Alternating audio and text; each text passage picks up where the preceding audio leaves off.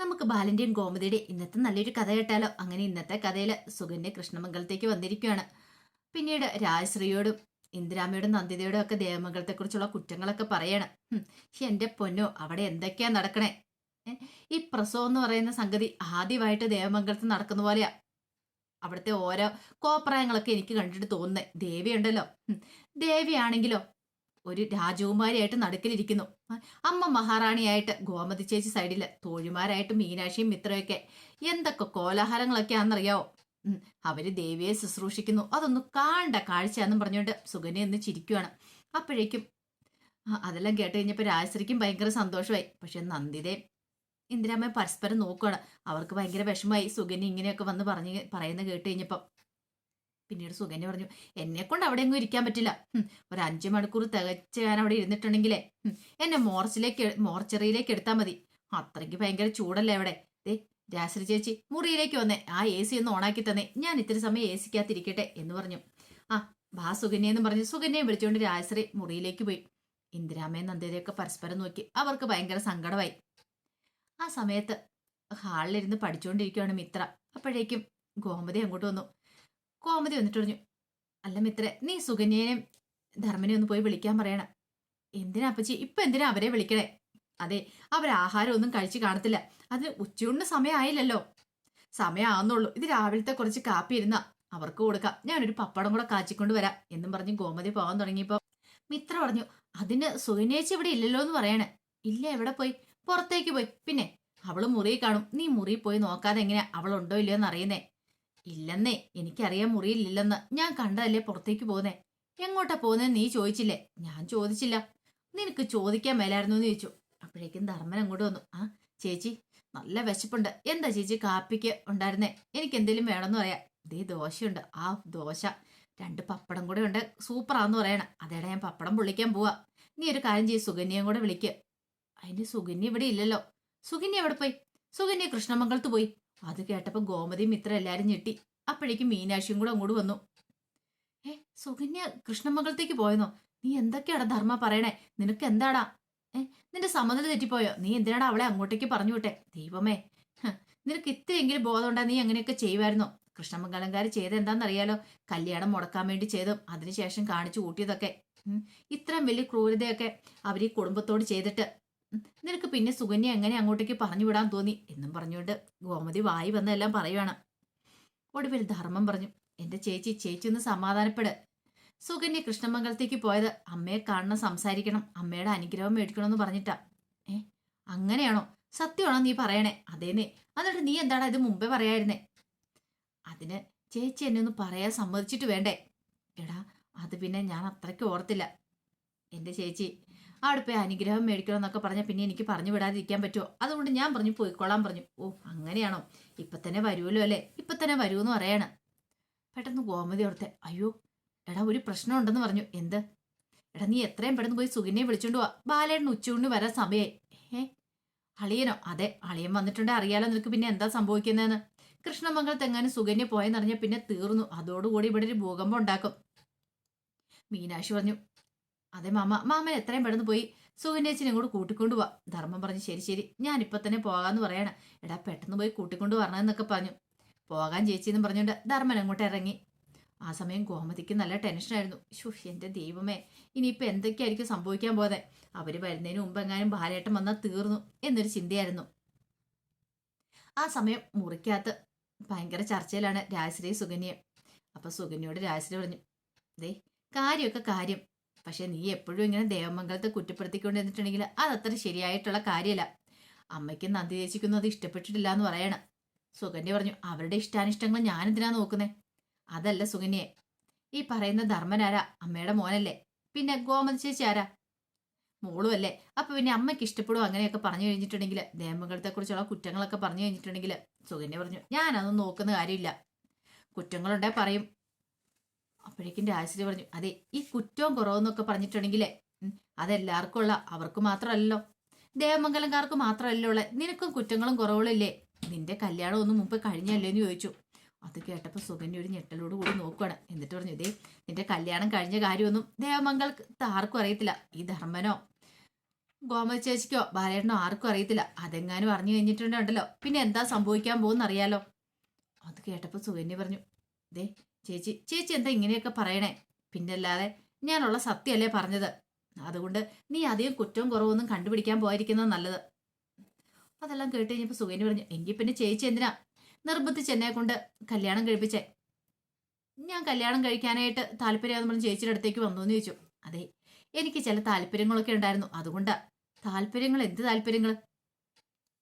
ദേവമംഗലത്തെ തകർക്കാനായിട്ട് ഞങ്ങളൊരു വഴി നോക്കിക്കൊണ്ടിരിക്കുകയാണ്. ആ സമയത്ത് എങ്ങനെ വഴി കണ്ടെത്തിയത്? ദേവമംഗലത്തെ തകർക്കാനോ? അതേന്നെ, അതിനല്ലേ നിന്നെ ഇങ്ങോട്ട് കൂട്ടിക്കൊണ്ടു വന്നേ. അവിടെ നടക്കുന്ന കാര്യങ്ങളൊക്കെ ഇവിടെ വന്ന് പറയണം. അത് മാത്രമല്ല വേറെ ചില ഉദ്ദേശങ്ങളും ഉണ്ട്. വേറെ ഉദ്ദേശങ്ങളോ? അതെ, എങ്ങനെയെങ്കിലും ആ, ഞാൻ പറയുന്ന കാര്യങ്ങളൊക്കെ അനുസരിക്കണമെന്ന് പറയണം. അനുസരിക്കാനോ? എനിക്കൊന്നും മനസ്സിലായില്ല. അപ്പോഴേക്കും രാജശ്രീ പറഞ്ഞു, അതെ, അനുശ്രീയെയും അലോകിനെയും തമ്മിൽ എങ്ങനെയെങ്കിലും ഒന്ന് ഒന്നിപ്പിക്കണം. ഒന്നിപ്പിക്കാനോ?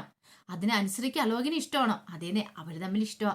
എപ്പോ വേണേലും കല്യാണം കഴിക്കാനായിട്ട് അലോകിന് സമ്മതം. പക്ഷേങ്കിൽ അനുശ്രീക്ക് ഒരു ഡിമാൻഡ് ഉണ്ട്. വീട്ടുകാരുടെ സമ്മതത്തോടു കൂടി മാത്രമേ ഈ ബന്ധത്തിന് സമ്മതിക്കുള്ളെന്ന്. അങ്ങനെയൊക്കെയോ? അതൊക്കെ വല്ല നടക്കുന്ന കാര്യമാണോ ചേച്ചി? നടക്കണം. അതിനു വേണ്ടിയല്ല നിന്നെ കൂട്ടിക്കൊണ്ടു വന്നേ. അനുശ്രീ അലോകിനെയും തമ്മിൽ ഒന്നിപ്പിക്കാൻ വേണ്ടിയിട്ട് നീ ഒന്ന് ഹെൽപ്പ് ചെയ്യണം. ദേ, അങ്ങനെയാണ് ഒരു കാര്യമുണ്ട് ചേച്ചി. എന്റെ കല്യാണക്കാര്യം ഉണ്ടല്ലോ, എന്റെ രണ്ടാം വിവാഹമാണ് ധർമ്മേടനും ഒത്തെന്നുള്ള കാര്യം ആരോടും ചേച്ചി പറയരുത്. അങ്ങനെ ഉണ്ടെങ്കിൽ ഞാൻ എനിക്കിതിന് സമ്മതമാണെന്ന് പറയണ. ശരി, അതൊക്കെ ഞാൻ സംഭവിച്ചു. അപ്പോഴാണ് സുകന്യെന്നൊരു വിളി കേട്ടത്. സുകന്യ നോക്കിക്കഴിഞ്ഞപ്പോഴത്തേനും ധർമ്മം നിൽക്കുന്നു. രണ്ടുപേരും ഞെട്ടിപ്പോയി ധർമ്മനെ കണ്ടു കഴിഞ്ഞപ്പം. പെട്ടെന്ന് സുകന്യ പറഞ്ഞു, ദൈവമേ, നമ്മൾ പറഞ്ഞൊക്കെ കേട്ടെന്ന് തോന്നുന്നു ധർമ്മേടന. ആകെപ്പാടെ രണ്ടുപേർക്കും ടെൻഷനായി, എന്ത് ചെയ്യണമെന്നറിയില്ല. അപ്പോഴേക്കും ധർമ്മം പറഞ്ഞു, നീ ചെയ്യുന്നത് ശരിയാന്ന് നിനക്ക് തോന്നുന്നുണ്ടോ സുകന്യ എന്ന് ചോദിച്ചു. അപ്പോഴേക്കും ആ, എന്ത് ചെയ്യണമെന്ന് രാജശ്രീ കേട്ടത്തില്ല. രാജശ്രീ പറഞ്ഞു, അത് പിന്നെ സുകന്യ വെറുതെ ഒരു തമാശ പറഞ്ഞ. തമാശ? എന്ത് തമാശ? ഇതാണോ തമാശ? ഇങ്ങനെയാണോ ചെയ്യേണ്ടതെന്ന് ചോദിക്കുകയാണ്. അപ്പോഴേക്കും സുകന്യയും രാജശ്രീയും കൂടെ പെട്ടെന്ന് എഴുന്നേറ്റു. ആ സമയം ധർമ്മം പറഞ്ഞു, ഒരു വാക്ക് പോലും വീട്ടിൽ പറയാതെ ഇങ്ങോട്ടേക്ക് വരിക, എന്നിട്ട് ഇവിടെ വന്നിരിക്കുക, അത് ശരിയാന്ന് തോന്നുന്നുണ്ടോ? ഓ, അപ്പോഴാണ് രണ്ടുപേർക്ക് ശ്വാസം നേരെ വീണേ. ആ സമയം സുകന്യ പറഞ്ഞു, എന്റെ ധർമ്മേട്ട നോക്കിയേ, ഇപ്പൊ എന്തൊരു തണുപ്പാന്ന് നോക്കിയേ. അവിടെ ഞാനൊരു 10 മിനിറ്റും കൂടെ തേച്ചിരുന്നിട്ടുണ്ടെങ്കിൽ ഞാൻ പൊള്ളി ചത്തുപോയനം. അതുകൊണ്ട് ഞാൻ ഇങ്ങോട്ടേക്ക് വന്നതല്ലേ. ദേ സുകന്യെ, നീ അങ്ങോട്ടേക്ക് വരാൻ നോക്ക്. അളിയൻ വരാറായി. അളിയൻ വന്നിട്ടുണ്ടെ പ്രശ്നമൊന്നും നിനക്കറിയാലോ. ഇത് കേട്ടപ്പോൾ രാജശ്രീ പറഞ്ഞു, അവള് കുറച്ച് സമയം ഇരിക്കട്ടെ. ദേ ഏടത്തേക്ക് അറിയാവുന്ന കാര്യമുള്ള അളിയന്റെ വെറുതെ ഒരു പ്രശ്നം ഉണ്ടാക്കാൻ നിൽക്കണോ? അപ്പോഴേക്കും രാജശ്രീ സുകന്യോട് പറഞ്ഞു, സുകന്യ ഒരു കാര്യം ചെയ്യേ, പോവാൻ നോക്കാൻ പറയാണ്. സുകന്യ പറഞ്ഞു, ദേ ധർമ്മേട്ട, ഇപ്പം ഞാൻ വരാം. പിന്നെ ഒരു കാര്യമുണ്ട്, എപ്പോഴും എന്നെ ഇങ്ങനെ വന്ന് വിളിച്ചോണ്ട് പോകാൻ നിൽക്കരുത്. ഞാൻ വരത്തില്ല എന്ന് പറഞ്ഞു. അങ്ങനെ അവര് പുറത്തേക്ക് ഇറങ്ങി മുറ്റത്തേക്ക് വന്നു. ആ സമയം രാജശ്രീ പറഞ്ഞു, എന്നാ ശരി സുകന്യ, നീ ചെല്ലാൻ പറയാണ്. സുകന്യ പറഞ്ഞു, എനിക്കാണ് നല്ല ദേഷ്യം വരുന്നുണ്ട്. ഈ പറയുന്ന ബാലേട്ടൻ എന്താ വല്ല കടുവയോ കരടിയോ മറ്റോ ആണോ എന്ന് ചോദിക്കുകയാണ്. രാജശ്രീ പറഞ്ഞു, കടുവയും കരടിയാണെങ്കിൽ കുറച്ചൊരു സമാധാനം ഉണ്ടായിരുന്നു, ഇത് അതുക്കും മേലെയാന്ന് പറയണം. ധർമ്മം പറഞ്ഞു, വെറുതെ എന്തിനാ അങ്ങോട്ടും ഇങ്ങോട്ടും പറഞ്ഞുകൊണ്ടിരിക്കുന്നത്? ഇനിയിപ്പോൾ അളിയൻ വന്ന് കണ്ടു കഴിഞ്ഞിട്ടുണ്ടെങ്കിൽ അത് അതിനേക്കാളും വലിയ പ്രശ്നമോ. വരാൻ നോക്കാൻ പറയണം. അപ്പോഴേക്കുമാണ് ബാലന് ഉച്ചയൂണിനായിട്ട് വരുന്നേ. ബാലൻ ഇങ്ങനെ വന്ന് നിൽക്കുമ്പോഴത്തേനും ഇപ്പുറത്ത് സുകന്യ അവരൊക്കെ സംസാരിച്ച് നിൽക്കുന്നത് കണ്ടു. ബാലനൊന്ന് നോക്കിക്കഴിഞ്ഞപ്പോൾ അവർ മൂന്നുപേരും മുറ്റത്ത് നിന്ന് സംസാരിക്കുന്നുണ്ട്. ബാലനൊട്ടും അങ്ങ് ദഹിച്ചില്ല. ബാലനാണ് നല്ല കട്ടക്കലിപ്പായിരുന്നു ആ സമയത്ത്. ഇതേ സമയത്ത് ദേവമംഗലത്ത് ശ്രീദേവിക്ക് വേണ്ടിയിട്ട് കുറെ ഫ്രൂട്ട്സ് ഒക്കെ കട്ട് ചെയ്ത് ഗോമതി കൊണ്ടുവന്ന് കൊടുക്കുകയാണ്. പിന്നീട് ഗോമതി ഓരോ പീസ് എടുത്ത് ശ്രീദേവിയുടെ വായിലേക്ക് വെച്ച് കൊടുത്തിട്ട് കഴിക്കാൻ പറയണം. മതിയമ്മേ, അതൊന്നും പറഞ്ഞിട്ട് കാര്യമില്ല. അപ്പോഴേക്കും മിത്ര വന്ന് അതിനകത്തുനിന്ന് ഒരെണ്ണം എടുക്കാൻ തുടങ്ങി. അതെ, ഇതിനകത്തൊന്നും എടുക്കണ്ട, നീ അകത്ത് പോയി എടുക്കുക, നിനക്ക് അകത്ത് വെച്ചിട്ടുണ്ടെന്ന് പറഞ്ഞുകൊണ്ട് ആ കൈക്കിട്ടൊരു തട്ട് കൊടുത്തു. അപ്പോഴേക്കും മിത്ര അവിടെ ഇരുന്നു. ശ്രീദേവി പറഞ്ഞു, പാവമല്ലമ്മേ, കൊടുക്കാൻ പറയാണ്. അങ്ങനെ ശ്രീദേവി ഒരെണ്ണം എടുത്ത് കൊടുത്തു കഴിഞ്ഞപ്പം മിത്ര കഴിച്ചു. അപ്പോഴേക്കും ഗോമതി പറഞ്ഞു, എന്നാ എന്റെ വേഗം കൂടി ഇരിക്കട്ടെ എന്ന് പറയാണ്. ആ സമയം ബാലൻ കട്ടക്കലിപ്പോടുകൂടി അകത്തേക്ക് കയറി വരുവാണ്. അപ്പോഴേക്കും അത് ദേവി കണ്ടു. ദേവി പറഞ്ഞു, ഇതേമ്മ അച്ഛൻ വന്നിരിക്കുന്നു പറയാണ്. ഗോമതി ബാലനെ ഒന്ന് നോക്കി. പിന്നീട് ബാലൻ ചോദിച്ചു, ഗോമതി ധർമ്മൻ എവിടെയെന്ന് ചോദിക്കുകയാണ്. അത് പിന്നെ ബാലേട്ട, ധർമ്മൻ ഇവിടെ ഉണ്ടായിരുന്നല്ലോ എന്ന് പറയണം. മീനാക്ഷിയും മിത്രയൊക്കെ ശ്രീദേവിയും മിത്രയൊക്കെ പരസ്പരം നോക്കുകയാണ്. അവർക്കും എന്ത് മറുപടി പറയാനെന്ന് അറിയത്തില്ല. കാരണം കൃഷ്ണമംഗലത്തേക്ക് സുകന്യെ കൂട്ടിക്കൊണ്ടു വരാനായിട്ട് ധർമ്മം പോയിരിക്കുക, എതിരായിട്ടും വന്നിട്ടും ഇല്ലല്ലോ. ബാലന് നല്ല കട്ടക്കലിപ്പായി. ബാലൻ ഇങ്ങനെ നിൽക്കുകയാണ്. ഇത്തിരി കഴിഞ്ഞപ്പോഴത്തേനും ധർമ്മനും സുകന്യയും കൂടെ അങ്ങോട്ട് കയറി വന്നു. ധർമ്മം വന്നു കഴിഞ്ഞപ്പോഴത്തേനും ബാലൻ ചോദിച്ചു, നീ ഇത് എവിടെ പോയതായിരുന്നു ചോദിച്ചു. അത് പിന്നെ ബാലേട്ടാ ഞാന് എന്നൊക്കെ പറഞ്ഞു നിൽക്കുമ്പോഴത്തേനും സുകന്യ പറഞ്ഞു, കൃഷ്ണമംഗലത്ത് എന്ന് ചാടിക്കേറി പറയാണ്. അപ്പോഴേക്കും സുകന്യ രൂക്ഷമായിട്ടൊന്ന് ബാലൻ നോക്കി. പിന്നീട് ധർമ്മനോട് ചോദിച്ചു, എടാ ധർമ്മ, നിനക്കറിയാവുന്ന കാര്യമല്ലേ കൃഷ്ണമംഗലവും ദേവമംഗലവും തമ്മിലുള്ള പ്രശ്നങ്ങളും കാര്യങ്ങളൊക്കെ. നിന്നെ അവരെന്തൊക്കെ ചെയ്തെന്ന് നിനക്ക് അറിയാവുന്ന കാര്യമില്ലേ, എന്നിട്ട് പിന്നെ നീ എന്തിനാണ് അങ്ങോട്ട് പോയെന്ന് ചോദിച്ചു. അപ്പോഴേക്ക് സുകന്യ പറഞ്ഞു, അതിന് ഞങ്ങൾ കൃഷ്ണമംഗലത്ത് പോയതുകൊണ്ട് എന്താ പ്രശ്നം ഇരിക്കുന്നത്? ഒന്ന് ആലോചിച്ച് നോക്കിയേ, എൻ്റെ ഒരു ചേച്ചിയാണ് കൃഷ്ണമംഗലത്തുള്ള രാജശ്രീ ചേച്ചി. അപ്പൊ എനിക്ക് ചേച്ചിയെ കാണാൻ പോയെന്ന് തോന്നി, ഞാൻ പോയി കുറച്ചേരം സംസാരിച്ചു, തിരികെ വന്നു. അതിനകത്ത് ഇപ്പം വലിയ പ്രശ്നങ്ങളുള്ളതായിട്ട് എനിക്ക് തോന്നുന്നില്ല എന്ന് പറയണം. അപ്പോഴേക്കും ധർമ്മം പറഞ്ഞു, സുകന്യ നീ ഒന്നും മിണ്ടായിരിക്കുക. എന്തിനാ മിണ്ടായിരിക്കുന്നേ? കൃഷ്ണമംഗലത്ത് പോകുന്നതുകൊണ്ട് ഒരു കുഴപ്പമുണ്ടെന്ന് എനിക്ക് തോന്നുന്നില്ല. അപ്പോഴേക്കും ഗോമതി പറഞ്ഞു, സുകന്യെ, അതെ, കൂടുതൽ നിങ്ങൾ ആരും ഒന്നും പറയണ്ട. എനിക്ക് തോന്നുന്ന പോലെ ഞാൻ ചെയ്യും. കൃഷ്ണമംഗലത്ത് പോകുന്നതുകൊണ്ട് ഒരു പ്രശ്നമുണ്ടെന്ന് എനിക്ക് തോന്നുന്നില്ല. അല്ലെങ്കിലും ഈ ദേവമംഗലത്തെക്കാളും കൂടുതൽ അടുപ്പം വേണ്ടത് ധർമ്മേണ്ട കൃഷ്ണമംഗലമായിട്ടല്ലേ? ദേവമംഗലത്ത് ധർമ്മേണ്ട ചേച്ചി മാത്രമേ ഉള്ളൂ. പക്ഷെ കൃഷ്ണമംഗലോ, അത് ധർമ്മേട്ടന്റെ വീടല്ലേ, അത് രക്തബന്ധമല്ലേ അവിടെ ഉള്ളവരുമായിട്ട്. എന്നിട്ട് അവിടെ ധർമ്മേട്ടനൊന്ന് പോയിട്ടുണ്ടെങ്കിൽ ഇവിടെ ആർക്കാ പ്രശ്നം ഇരിക്കണേന്നൊക്കെ ചോദിച്ചു. അതൊക്കെ കേട്ടിഞ്ഞപ്പത്തിനും ബാലിന് നല്ല കട്ടക്കലിപ്പായി. അപ്പോഴേക്കും കോമതി ബാലിൻ്റെ അടുത്തേക്ക് വന്നിട്ട് പറഞ്ഞു, ബാലേട്ട പോട്ടെ എന്ന് പറയണം. ബാലൻ രൂക്ഷമായിട്ട് നോക്കുകയാണ്. ആ സമയത്ത് സുകന്യ വിടാൻ കൂട്ടാക്കില്ല. അല്ല, ഞാനും ബാലേനും തമ്മിൽ സംസാരിക്കുന്ന ഇടയ്ക്ക് നിങ്ങൾ എന്തിനാ ഇടയ്ക്ക് കയറുന്നേ? നിങ്ങൾ ഇടയ്ക്കേണ്ട കയറേണ്ട കാര്യമില്ലോ എന്നൊക്കെ ഗോമതിയോട് പറഞ്ഞു. എനിക്ക് പറയാനുള്ള കാര്യം ഞാൻ ആരുടെ മുഖത്താണല്ലോ നോക്കി പറയും. സത്യമല്ല ഞാൻ പറഞ്ഞത്. അല്ലെങ്കിൽ അല്ലാന്ന് പറ. അതിന് നിങ്ങൾ ഇങ്ങനെ ഇത്ര വിഷമിക്കേണ്ട കാര്യം എന്തായിരിക്കുന്നേ? സങ്കടപ്പെടാനുള്ള ഒരു കാര്യവും ഞാൻ പറഞ്ഞിട്ടില്ല. ഞാൻ സത്യമായിട്ടുള്ള കാര്യങ്ങളൊക്കെ പറഞ്ഞിട്ടുള്ളൂ. ധർമ്മൻ സുകന്യയോട്, സുകന്യ മിണ്ടാതിരിക്കാനായിട്ടോ? ഞാനെതിരെ മിണ്ടായിരിക്കണം? ബാലേട്ടൻ എന്താ പറഞ്ഞത്? നമ്മൾ അവിടെ പോകുന്ന ഇഷ്ടമില്ല എന്ന് പറഞ്ഞു. ഈ പറയുന്ന ബാലേട്ടനും കൃഷ്ണമംഗലം കാര്യം തമ്മിൽ എന്തെങ്കിലും പ്രശ്നം കാണും. അതിനകത്ത് ഇപ്പൊ എല്ലാവരെയും കക്ഷി ചേർക്കണമെന്ന് പറഞ്ഞാൽ അത് ഇത്തിരി ബുദ്ധിമുട്ടുള്ള കാര്യമാണ്. എനിക്ക് അതിനകത്ത് കക്ഷി ചേരണമെന്ന് ഒരു താല്പര്യമില്ല. കൃഷ്ണമംഗലത്ത് ഇനി ഞാൻ പോവുകയും ചെയ്യും. എന്നോട് എങ്ങനെ സോഫ്റ്റ് ആയിട്ട് പെരുമാറുന്നോ, ഇടപെടുന്നോ, സംസാരിക്കുന്നോ തിരിച്ചും ഞാൻ അങ്ങനെ തന്നെ ആയിരിക്കും. അല്ലാതെ എന്നോട് രൂക്ഷമായിട്ട് പെരുമാറാൻ വന്നാൽ ഞാൻ അങ്ങനെ തന്നെ തിരിച്ചും പെരുമാറും. ഈ പറയുന്ന കൃഷ്ണമംഗലംകാരെ കല്യാണം മുടക്കിയെന്ന് പറഞ്ഞല്ലോ, അതുകൊണ്ട് എന്താ? ധർമ്മേട്ടന് വേറെ പെണ്ണ് കിട്ടിയില്ലേ? എന്നെ പോലെ സുന്ദരിയും സുശീലയായിട്ട് ഒരു പെണ്ണിനെ കിട്ടിയില്ലേ? അതെന്താ നിങ്ങളാരും പറയാത്തെ? അപ്പോഴേക്കും ധർമ്മന് നല്ല ദേഷ്യമായി. ധർമ്മം സുകന്യോട്, സുകന്യ നിന്നോടാ മിണ്ടാതിരിക്കാൻ പറഞ്ഞേ. അതെ, ഉള്ളത് പറയുമ്പോൾ മിണ്ടായിരിക്കേണ്ട കാര്യമൊന്നുമില്ല. ആരുടെ മുഖത്ത് നോക്കിയാണെങ്കിലും പറയാനുള്ള കാര്യം ഞാൻ പറയും എന്നും പറഞ്ഞ് സുകന്യ അങ്ങോട്ട് കയറിപ്പോയി. ബാലിന് കട്ടക്കലിപ്പായി. കാരണം ബാലിനും ഇങ്ങനെ പ്രതീക്ഷിച്ചല്ലോ.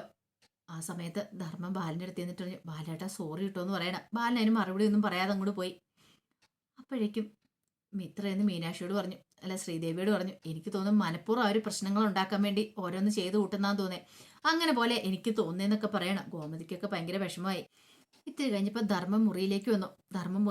സുകന്യയോട്, സുകന്യെ, നീ എന്താണെങ്കിലും ഇന്ന് പറഞ്ഞത് പറഞ്ഞു ബാലേട്ടനോട്, പക്ഷെ ഇനി മേലിൽ ആവർത്തിക്കരുതെന്ന് പറഞ്ഞു. അത് കേട്ടപ്പോൾ സുകന്യ പറഞ്ഞു, ഞാൻ പറഞ്ഞതിൽ എന്തെങ്കിലും തെറ്റുണ്ടെന്ന് ധർമ്മേട്ടന് തോന്നിയോ? ഞാൻ പറയാനുള്ള കാര്യം ആരുടെ മുഖത്ത് നോക്കി പറയുമെന്ന് ഞാൻ പറഞ്ഞല്ലോ. അതെ സുകന്യ, അതൊന്നും ശരിയല്ല, നിനക്കറിയാലോ. വെറുതെ എന്തിനാ ഓരോ പ്രശ്നങ്ങൾ നമ്മളായിട്ട് ഉണ്ടാക്കുന്നത്? അങ്ങനൊന്നും പറയാൻ പാടില്ലെന്ന് പറയണം. ഇത് കേട്ടപ്പോൾ സുകന്യ എന്ത് ചെയ്തു? തന്റെ ബാഗ് അവിടെ ഇരിപ്പുണ്ടായിരുന്നു, അതെടുത്തു. അതിനകത്തേക്ക് കുറെ ഡ്രസ്സൊക്കെ എടുത്തു വെച്ചു. അങ്ങനെ അതും എടുത്തു വെച്ചോണ്ട് അങ്ങോട്ട് പുറത്തേക്ക് ഇറങ്ങാൻ തുടങ്ങിയപ്പോഴത്തേനും ധർമ്മൻ പറഞ്ഞു, നീ ഇതെന്താ കാണിക്കണേ? ഞാൻ പോകുന്നു. ദേ സുകന്യ, വെറുതെ നീ എന്നെ പറ്റിക്കാൻ വേണ്ടി ഇങ്ങനെ പോലും പറയരുത് കേട്ടോ. എനിക്കറിയാം ഞാൻ നിന്റെ കാല് പിടിക്കാൻ വേണ്ടി എങ്ങനെയൊക്കെ ചെയ്യുന്നതെന്ന്.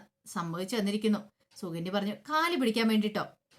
അതിനു വേണ്ടിയൊന്നും അല്ല ഞാൻ ചെയ്യുന്നേ. ഞാൻ പോകുന്നു പറഞ്ഞാൽ പോവും. ഈ സുകന്യ വെറും വാക്ക് പറയാറൊന്നുമില്ല. ഇത് കേട്ടപ്പോൾ ധർമ്മൻ ചോദിച്ചു, നീ എന്തൊക്കെയാ സുകന്യ പറയണെന്ന് ചോദിച്ചു. അതെ, ഞാൻ ഇനി ഇവിടെ നിന്നിട്ടുണ്ടെങ്കിലേ ധർമ്മേണ്ണ ഇനിയും ടെൻഷനാവും. ബാലേണ്ണ എന്നോട് എന്തെങ്കിലും ചൂടായിട്ട് പറഞ്ഞിട്ടുണ്ടെങ്കിൽ ഞാൻ തിരിച്ചു മറുപടി പറയുകയും ചെയ്യും. ഞാൻ മിണ്ടാതിരിക്കില്ല. അതിനേക്കാളും ഭേദം ഞാൻ ഇപ്പോഴും അങ്ങോട്ട് പോകുന്നതല്ലേ നല്ലത് എന്നും പറഞ്ഞിട്ട് സുകന്യ ഇറങ്ങാനായിട്ട് തുടങ്ങുകയാണ്. ധർമ്മന് എന്ത് ചെയ്യണമെന്ന് അറിയില്ല നിൽക്കുക. അപ്പൊ അതിന്റെ വിശേഷങ്ങളൊക്കെ എന്ന് കാണുന്നത്. ഇതിന്റെ ബാക്കി വിശേഷങ്ങളുമായിട്ട് വൈകുന്നേരത്തെ പ്രമോയി വരാട്ടോ. ഒരിക്കൽ കൂടി എല്ലാവർക്കും ശുഭദിനം നേർന്നുകൊണ്ട് നിർത്തുന്നു.